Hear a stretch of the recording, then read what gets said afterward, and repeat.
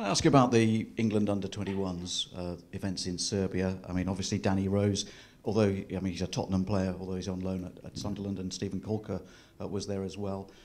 What have you spoken to either of those players? What have they said to you?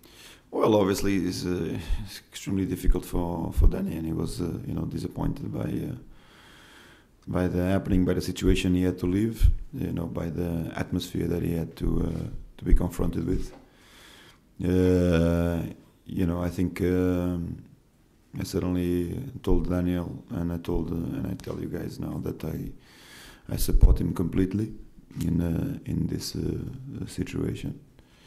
He felt abused, and this is obviously a serious matter, which at the moment is in the end of both FAs in a certain way. I think the governing bodies have made a quite strong stance in England, which is fully appreciated. But I think, hopefully UEFA can give us a little bit more indication towards what they are expecting to do. What would you do if you encountered such a thing as Tottenham manager? Well, I think we've spoken so much about this kind of situations, and it's almost like it hasn't put a break into the amount of events that we have to deal with on a weekly basis, which is in the end very, very sad. At the moment I think it's important is to see actions instead of words.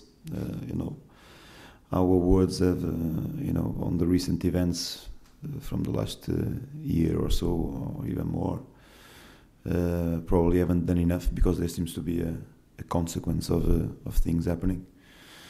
I think the governing bodies have to act maybe quicker, more aggressive way, so that we can, in some way serve as an example in this massive sport where we are inserted, and hopefully, equal, the Olympics in a certain way where this kind of events don't seem to happen. Was October the 19th also ringed on your calendar, given that it's Tottenham against Chelsea?